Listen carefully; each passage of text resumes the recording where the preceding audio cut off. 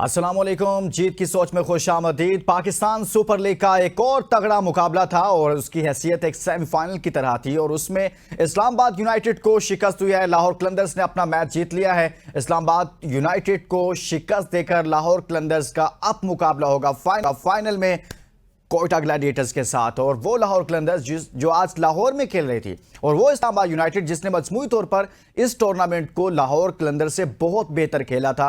आज ऐसा क्या हुआ कि उस लाहौर कलंदर्स के हाथों इस्लामाबाद यूनाइटेड को शिकस्त का सामना करना पड़ा। शाहीन शाह अफरीदी की कप्तानी में खेलने वाली लाहौर कलंदर्स एक मरतबा फिर पाकिस्तान सुपर लीग के फाइनल में पहुंची है। पीएसएल 2025 का फाइनल और उसका मुकाबला है कोयटा ग्लैडिएटर्स से। लेकिन इस्लामाबाद यूनाइटेड जो शादाब खान की कप्तानी में खेल रही थी, टूर्नामेंट के आगाज से लेकर वो मुसलसल जीत रहे थे और अच्छा टूर्नामेंट खेला। कोयटा ग्लैडिएटर्स के साथ उनका एक तरह से मुकाबला चल रहा था कि नंबर 1 पर कौन रहेगा, कभी कोयटा और कभी इस्लामाबाद यूनाइटेड। लेकिन ऐसा क्या हुआ कि लाहौर कलंदर्स ने एक ऐसी एंट्री दी, ऐसा कम बैक किया कि उसके बाद वो फाइनल में पहुंच गई है। हम बात करेंगे इस मैच के हवाले से और मजमूई तौर पर चूंकि इस्लामाबाद यूनाइटेड का सफर पीएसएल 2025 में खत्म हो गया है और बाकी टीमों का भी खत्म हो चुका है। मासवाई कोयटा ग्लैडिएटर्स और लाहौर कलंदर्स के बाकी टीमों पर भी डिस्कशन करेंगे कि आखिर उनका पीएसएल 2025 में यह सफर कैसा रहा है और साथ में स्पेशली इस्लामाबाद यूनाइटेड की बात करेंगे। पहले खेलते हुए आज अगर बात करें तो लाहौर कलंदर्स की जानिब से 202 रन बनाए गए थे। जवाब में 107 रन पर पूरी टीम आउट हो गई है और शाहीन शाह अफरीदी ने आज जो बॉलिंग की है, कमाल की बॉलिंग की है। हैरान कुन तौर पर आज उनकी जानिब से जो परफॉर्मेंस सामने आई है, 3.1 ओवर्स में एक मेडन ओवर किया है, 3 रन दिए हैं, 3 विकेटें ली हैं। यानी कि एक बंदा 3 ओवर्स में 3 रन देकर 3 विकेटें ले रहा है। क्या कमाल की परफॉर्मेंस थी आज। इसी तरह से सलमान मिर्जा 3 ओवर्स में 16 रन दिए, 3 विकेटें हासिल की। रिशाद हुसैन ने 3 ओवर्स में 34 रन देकर 3 विकेटें हासिल की और यूं इस्लामाबाद यूनाइटेड की बैटिंग लाइनअप को समेट कर रख दिया है। इस पर बात करते हैं। एक जबरदस्त पैनल हमारे साथ मौजूद है। में मौजूद हैं अबू बकर बिन तलत, उनके साथ तशरीफ रखते हैं अली तनोली साहब। आप सबका बहुत शुक्रिया। आपसे आगाज करता हूं अबू बकर, आज का मैच इस्लामाबाद यूनाइटेड, वो इस्लामाबाद यूनाइटेड, मेरे लिए कंसर्न यह है कि जिसको मैं शुरू में ये एनालाइज कर रहा था या बहुत सारे दोस्त ये बात कर रहे थे कि यार ये इस्लामाबाद यूनाइटेड इस टूर्नामेंट की फेवरेट है, यानी कि शुरू से जो मैचेस शुरू हुए। तो आज क्या हुआ कि वो लाहौर कलंदर्स जो कभी चौथे नंबर पर भी 5वें नंबर पर भी रही और उसका तो पेशावर ज़ल्मी के साथ चल रहा था कि शायद इन आउट, और अब वो लाहौर कलंदर्स फाइनल में है, इस्लामाबाद यूनाइटेड आउट हो गई है। ये क्या हुआ आज इस्लामाबाद यूनाइटेड के साथ? लुकमान, T20s में 2 चीज़ें बड़ी इंपॉर्टेंट होती है। एक तो मोमेंटम, अगर मोमेंटम आपकी फेवर में नहीं है तो शायद आप मैच में वापस नहीं आ सकते, और सेकेंडली ऑन द डे जो टीम एज एन टीम अच्छा परफॉर्म करती है उसके रिजल्ट्स उसकी फेवर में जाते हैं। इस्लामाबाद यूनाइटेड मेरे ख्याल से इस टूर्नामेंट को तभी जीत सकती थी कि वो अपने तमाम मैचेस रावलपिंडी क्रिकेट स्टेडियम में अगर खेलती, क्योंकि एक बड़ा ही डिजास्टर्स किस्म का स्टैट है कि इस दफा के सीजन में कदाफी स्टेडियम में एक मैच भी इस्लामाबाद यूनाइटेड नहीं जीत सकी। और इस्लामाबाद यूनाइटेड ने जितने मैचेस भी जीते हैं वो कदाफी से हटकर जीते हैं। और उसके साथ साथ लास्ट जो 2 मैचेस हैं, जो दोनों मैचेस वो हारी और जो जिसकी वजह से वो टूर्नामेंट के फाइनल में भी रसाई नहीं हासिल कर सकी। टॉस बड़ा इंपॉर्टेंट था, दोनों टॉस हारी, उनकी ओपोनेंट टीम ने पहले बैटिंग की। और जब आप क्रूशल मैचेस में बड़ा स्कोर कर देते हैं या इवन एवरेज से भी थोड़ा सा 20-25 स्कोर कर देते हैं ज्यादा, तो जो बैटिंग सेकंड वाली टीम होती है उसके ऊपर एक प्रेशर होता है, बड़े मैच का डेफिनेटली प्रेशर होता है। और उसके बाद the way Islamabad United has managed, specially उनका जो मिडल ऑर्डर है, हैदर अली बिल्कुल समझ नहीं आई। हैदर अली की ओवर एंड ऑल बहुत अच्छी परफॉर्मेंसेस थी। आप इमाद वसीम जो बिल्कुल अपनी बैटिंग में टच नहीं नजर आए, उनको प्रमोट करके ऊपर भेजते हैं हैदर अली से आगे और हैदर अली को नीचे ले जाते हैं। इसके साथ साथ अगर हम देखें तो आज इस्लामाबाद यूनाइटेड ऐसे लग रहा था 3.5 बॉलर्स के साथ जो है वो इतना इंपॉर्टेंट मैच खेल रही है और इस्लामाबाद यूनाइटेड के पास इतने बॉलर्स नहीं थे कि वो प्रॉपर फर्स्ट एंड पे शादाब खान को सपोर्ट कर सकते, क्योंकि शादाब खान खुद भी बहुत ही ज्यादा एक्सपेंसिव आज नजर आए। नसीम शाह के साथ साथ शादाब खान की भी जो परफॉर्मेंस थी, सम अप अगर किया जाए तो शायद आई स्टिल बिलीव कि इस्लामाबाद की यूनाइटेड की बॉलिंग ने इतने रन्स लीक कर दिए थे जो मुश्किल हो गया उनके बैटिंग के लिए। 107 रन तो समझ से बाहर है। अली तनोली साहब, क्या ये फैक्टर है कि लाहौर में चूंकि मैचेस थे इस्लामाबाद यूनाइटेड के और लाहौर की कंडीशंस इस्लामाबाद यूनाइटेड को सूट नहीं कर रही थी, वहां पर लाहौर कलंदर्स को फेवर थी क्राउड की या कुछ भी कह लें, ये रीजन है या कोई और वजूहात है आपके ख्याल में? नहीं, ये तो सबसे बड़ा रीज़न है कि क्राउड तो मैटर करता है और एक प्रेशर भी रहता है होम ग्राउंड। अब इसी वजह से लेग्स जो थे वो इस चीज़ में डिवाइड किए हुए थे कि होम ग्राउंड, होम और अवे की एक कंडीशन डाली गई थी। ये जैसे भाई ने बात की कि इस्लामाबाद में वो देखें एक अगर ये डिसएडवांटेज है या एडवांटेज तो रहता है आपको होम क्राउड का। तो इसी वजह से वो जब लाहौर गए तो उनको होम क्राउड का एडवांटेज नहीं मिला, उसकी वजह से एक प्रेशर भी बिल्ड होता है। और जैसा आप बड़े मैचेस में आपको जब पहले रन ऑन द बोर्ड आ जाते हैं तो मुश्किल हो जाता है। और दूसरा, आपने दूसरी तरफ अगर देखा जाए लाहौर कलंदर की मैनेजमेंट को इस बात की दाद देनी चाहिए कि उन्होंने लोकल टैलेंट को प्रमोट किया है। सलमान मिर्जा जो उन्होंने पहले मैच में उनको मौका दिया, उन्होंने परफॉर्म किया।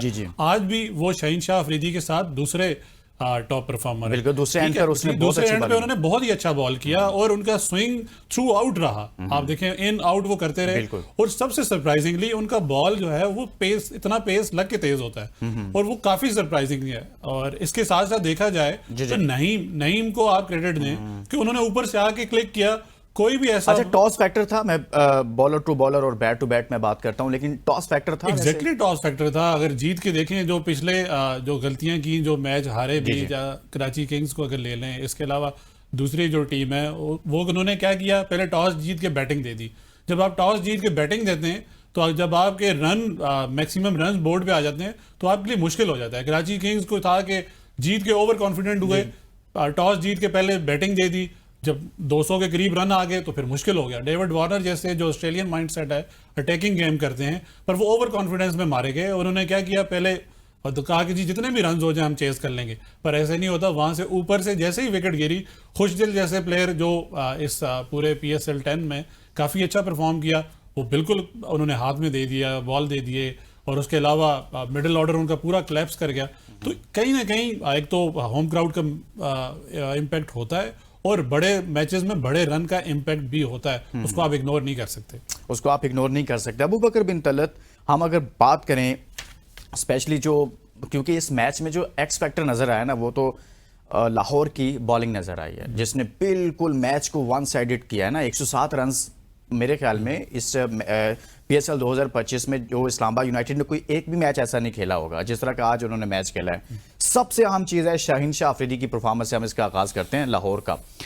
वो शाहीन शाह अफरीदी जो पूरे PSL में शायद उस तरह से नजर नहीं आया। जब मैं टॉप 5 विकेट टेकर्स की बात कर रहा हूँ, शाहीन उसमें नहीं है। हसन अली है उसमें, अब्बास अफरीदी है, अबरार है या फिर होल्डर है उसके अंदर, लेकिन शाहीन उसमें नहीं है। वो शाहीन अफरीदी आज के मैच में डिफरेंट क्यों नजर आए? क्या ऐसा डिफरेंट किया उन्होंने आज? देखिए लुकमान, मेरे ख्याल से आप स्टैट्स वाइज शाहीन शाह अफरीदी की परफॉर्मेंस को एनालाइज कर रहे हैं इस टूर्नामेंट की। मैं ये समझता हूं कि कोई भी ऐसा सिनारियो जहां पे सिर्फ स्टैट्स के ऊपर फोकस करके अगर आप नंबर 1, नंबर 2 और नंबर 3 निकालते हैं तो ये थोड़ा सा शायद ज्यादती भी हो जाती है किसी स्पेसिफिक प्लेयर के साथ। ओवरऑल शाहीन शाह अफरीदी का ये फैबुलस टूर्नामेंट रहा।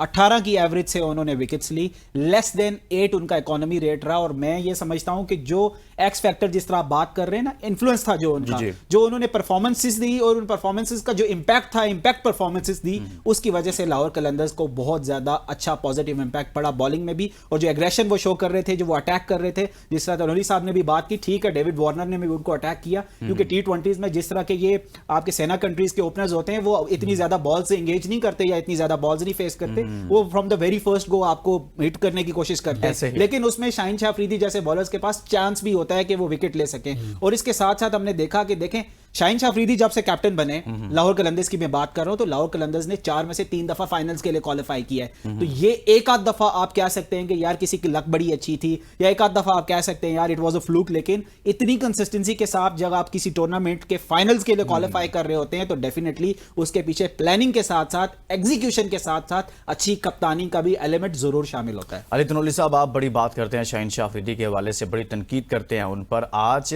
शाहीन शाह अफरीदी ने तो बिल्कुल मैच का पांसा पलट के रख दिया है। और शाहीन शाह अफरीदी ने शुरू से ऐसा पकड़ा इस्लामाबाद यूनाइटेड को कि बाद में मुझे नहीं नजर आया कि कहीं पर उनको थोड़ी सी भी सांस आने दी हो। शाहीन की बेहतरीन परफॉर्मेंस पर मैं चाहता हूं आज कमेंट करें आप। मुझे तो लगता है कि वो कहीं जो अभी बांग्लादेश टूर के लिए जो उनको ड्रॉप किया गया है कि शायद वो उनको असर करेगी ये बात। और दूसरा, अबू बकर भाई से मैं थोड़ा सा इख्तिलाफ करूंगा। शाहीन शाह अफरीदी की कैप्टेंसी में वो इम्पैक्ट नहीं है। इनकी टीम मैनेजमेंट को आपको दाद देनी चाहिए कि उन्होंने लोकल टैलेंट को प्रमोट किया। ठीक है। अभी भी अबू बकर भाई अगर देखें, आप भी देखें कि नईम जो है उसने आपको परफॉर्म करके दिया। फखर जमान आपको बड़े मैच में, लास्ट मैच में उन्होंने आपको इम्पैक्ट डाल के दिया। सलमान मिर्जा उनके पास इतनी जबरदस्त एक ऑप्शन के तौर पे आए। अभी हम अगर बात करें, शाहीन शाह अफरीदी के पास ऑप्शन ही इतने हैं कि वो बैटिंग में जाएं तो आपको लोकल टैलेंट परफॉर्म करके दे रहा है, साथ साथ उनका ओवरसीज प्लेयर जो है वो भी परफॉर्म कर रहे हैं। उसके अलावा अभी जैसे हमने बात की, अबू बकर भाई ने भी बात की कि इस्लामाबाद यूनाइटेड का सबसे जो नेगेटिव पॉइंट क्या था कि उनके पास 5 परफेक्शन वाले बॉलर ही नहीं थे, या उनके पास 5 ऐसे परफेक्ट बॉलर ही नहीं थे कि जो 4-4 ओवर करा दें। तो यहाँ तो आप देखें कि उसकी शाहीन शाह अफरीदी के पास इतनी वैरायटी है, आपके ओवरसीज प्लेयर्स हैं, उसके अलावा आपके अपने लोकल टैलेंट है जो परफॉर्म करके दे रहा है। जी। और देखा जाए तो हमारे जो सो कॉल्ड टॉप परफॉर्मर या हारिस रऊफ वो सबसे ज्यादा पिट रहे हैं। उसके अलावा अभी इन्होंने आखिरी मैच में शायद उन्होंने थोड़ी वो बात है कि ड्रॉप होने की वजह से उन्होंने बताया कि भाई मैं शाहीन शाह अफरीदी हूँ। हम ये नहीं, हम तो चाहते हैं कि वो परफॉर्म करें।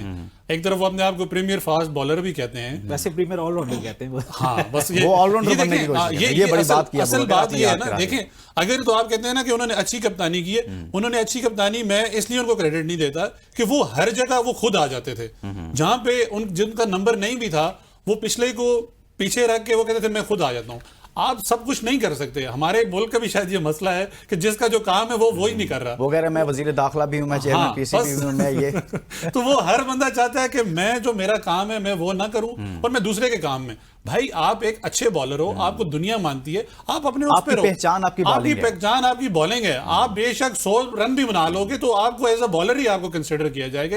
ये नहीं होगा कि शाहीन शाह अफरीदी ने 100 रन बना लिए तो हम उनको एज अ बैट्समैन, हम उनसे ऐसी परफॉर्मेंस चाहते हैं। बिल्कुल, ये उनका खासा है। और हम हमेशा बात करते हैं कि वो पहली ओवर में विकेट लेते हैं। पूरी दुनिया उनकी बात करती है और उनकी पेस या स्विंग को इसीलिए उनको ऊपर हाई रेट करती है कि वो पहले ओवर में पहले स्पेल में आप विकेट लेते हैं। यही आपका खासा है। आप इस पे स्टिक रहें, आप अपने यही जो आज वाले नंबर्स हैं ये दोहराते रहें, तो आप तो अपनी टीम के लिए भी जबरदस्त परफॉर्म करेंगे और हमारे पाकिस्तान के लिए भी बेहतर हो जाएगा। अबू बकर, जब तनोली साहब ने कुछ बात की उसमें अली ने कि शाहीन शाह अफरीदी की कप्तानी और फिर उनकी इनफरादी परफॉर्मेंस, आपने भी उस पर बात की, क्या कप्तानी और उनकी इनफरादी परफॉर्मेंस कुछ अलग अलग नजर आ रही है कि दोनों का ट्रैक आपको डिफरेंट नजर आ रहा है, या सिर्फ सेम पेज पर सेम ट्रैक पर दोनों चल रहे हैं? कप्तानी भी अच्छी है, बॉलिंग भी अच्छी है, या कप्तानी अच्छी नहीं बॉलिंग बहुत अच्छी है? देखिए, कोई भी कैप्टन हो, अगर वो बैट्समैन है या बॉलर है, जब तक उसकी जो प्राइम, उसकी जो रिस्पॉन्सिबिलिटी है, जिसे कहते हैं लीडिंग फ्रॉम द फ्रंट, जब तक वो नहीं करेगा तो डेफिनेटली कैप्टनसी भी उसकी जरूर इन्फ्लुएंस करती है।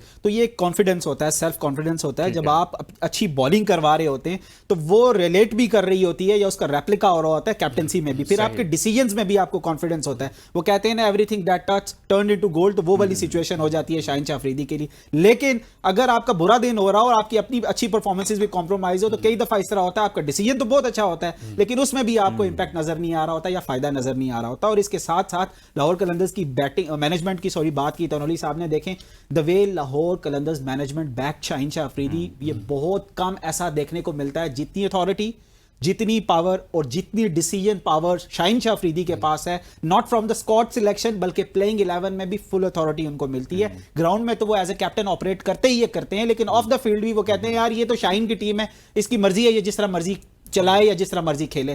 तो ये शाहीन शाह अफरीदी को इतना अगर अथॉरिटी उनको मिली हुई है तो उसके बाद अगर उनकी टीम भी परफॉर्म कर रही है, और जिस तरह हमने कहा कि देखें उनकी अगर बुरी परफॉर्मेंस है तो डेफिनेटली हम उसको बताएंगे बुरी परफॉर्मेंस है, लेकिन 4 में से 3 दफा ऐसा नहीं हो सकता कि आप फ्लूक के साथ टूर्नामेंट में आगे चले जाएं। और साथ ही साथ पाकिस्तान टीम में आने के लिए आपने थोड़ी देर पहले भी जो जिक्र किया, बहुत ज्यादा कोई परफॉर्मेंस की जरूरत नहीं होती पाकिस्तान टीम में आने के लिए। पाकिस्तान टीम में आने के लिए परफॉर्मेंसेस को नहीं देखा जाता। यार मैं आपको सीधी सी कंपैरिजन बता देता हूं, हमारे यहां ये नहीं कहा जाता कि आपको टीम में नहीं रखा जा रहा आपकी परफॉर्मेंसेस की वजह से। हमारे यहां कहा जाता है आपके वर्कलोड को मैनेज किया जा रहा है, आपको हम रेस्ट दे रहे हैं। तो जब वर्कलोड को मैनेज करना था तो मैं आपको ऑनेस्टली बताऊं, सबसे ज्यादा मैनेज करने की जरूरत नसीम शाह को थी। इस टूर्नामेंट में नसीम शाह ने 40 की एवरेज से बॉलिंग करवाई है और 9+ के इकोनॉमी रेट के साथ उन्होंने बॉलिंग कराई है। लेकिन वो बांग्लादेश के अगेंस्ट खेलेंगे। शाहीन शाह अफरीदी रेस्ट करेंगे। I am not of the opinion, मैं उनकी एडवोकेसी नहीं करना चाह रहा, I am just talking about the numbers. Selection committee उनको नहीं, सिलेक्शन कमेटी किधर है? कौन है सिलेक्शन कमेटी? हाँ, सिलेक्शन कमेटी वैसे ही क्या कह लें कि ना होने के बराबर है। एक माइक हैसन साहब ही हैं। फिर देखिए, हमने पहले भी जिक्र किया था, आपको याद होगा कि सिलेक्शन कमेटी ने जो टीम सिलेक्ट की थी 11th आवर में, माइक हैसन ने उसमें 3 चेंजेस वही है ना, वो नसीम शाह और मतलब एक फॉर्मूला ना बैलेंस सबके लिए अप्लाई होना चाहिए। आप मेंस की जो सिलेक्शन कमेटी है उसको कहते हैं कि वहां पर कोच और कैप्टनसी की इनपुट नहीं होगी, लेकिन वुमेन्स टीम में आप 2 परमानेंट मेंबर रखते हैं और उसके अलावा आप कहते हैं कि कोच और कैप्टन की जो है वो इन्फ्लुएंस होगा। तो अगर तो आपने पॉलिसी बनानी है तो या तो ये वाली सही है या तो ये वाली सही है। दोनों के हुकूक बराबर हैं सर। यहाँ पाकिस्तान में काफी मसला भी होता है ना इस पर, तो उस पर भी होती है। एक ब्रेक लेते हैं, ब्रेक के बाद वापस आते हैं तो मजीद इस पर बात करते हैं। Stay with us.